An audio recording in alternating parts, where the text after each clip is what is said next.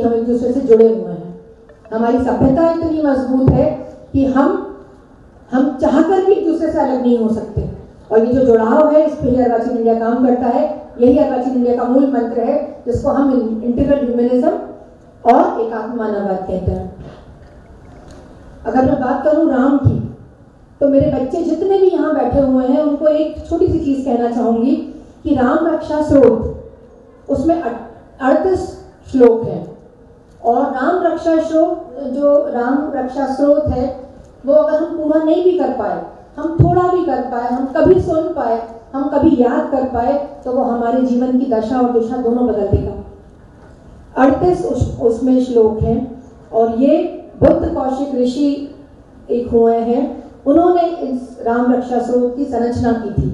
अगर हम राम रक्षा स्रोत पढ़ते हैं या हम उसका श्रवण भी करते हैं, तो हम शिव जी की भी आराधना करते हैं।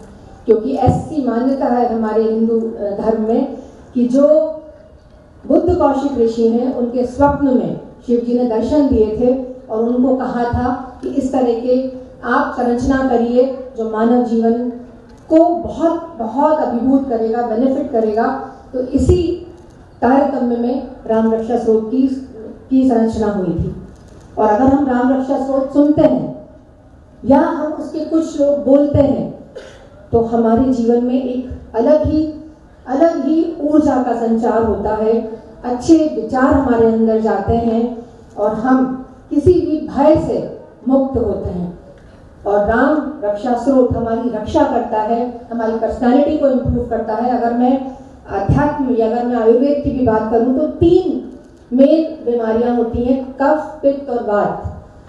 ये जो जितनी भी बीमारियां हैं, वो इन्हीं तीनों से होती हैं। और राम रक्षा स्रोत अगर हम पढ़ते हैं, अगर हम सुनते हैं, तो इसका बैलेंस ये जो हमारा दिमाग है और हमारा शरीर है, वो इसका बैलेंस बनाता है। और जितनी भी मूलभूत जो बीमारियां हैं, उससे हम निजात या छुटकारा पाते हैं।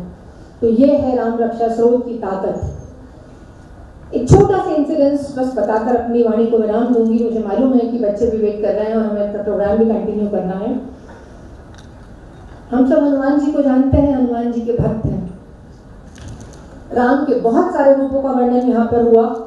हम सब के अंदर राम है, ऐसा भी हमें बताया गया, हम मानते भी हैं, क्योंकि राम एक विचारधारा है। राम कोई साक्षात इंसान या कोई एक ऐसा नहीं है कि जिन्हें हमें फॉलो करना है या जिनके पीछे हमें चलना है। राम तो एक विचारधारा है जिसको हमें हर पल जीना है।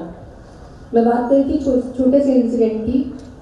एक बार भगवान राम और हनुमान बैठे होते हैं, तो Ram asks Hanuman in a very quizzical way कि Hanuman, tell me who you are, a human और अ मंकी।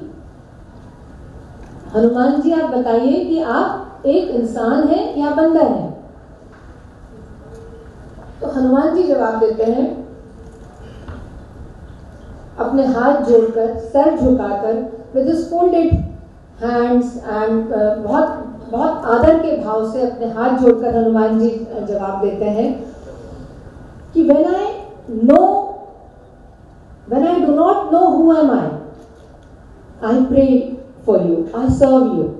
जब मुझे नहीं पता होता है कि मैं कौन हूं, तो मैं आपकी प्रार्थना करता हूं, मैं आपकी सेवा करता हूं। And when I know who am I, you and I become one। जब मुझे पता होता है कि मैं कौन हूं, तो आप और मैं एक हो जाते हैं। राम भगवान उठते हैं और उनको गले लगा लेते हैं। ऐसे बहुत सारे इंसिडेंसेस हमारी मान्यताओं में है। अगर हम पढ़ें, तो ये एक विचारधारा है, ये एक थॉट है जिसे हमें अपने जीवन में लेकर चलना है, जिसे हमें साकार करना है। हमारे बच्चों के अंदर ये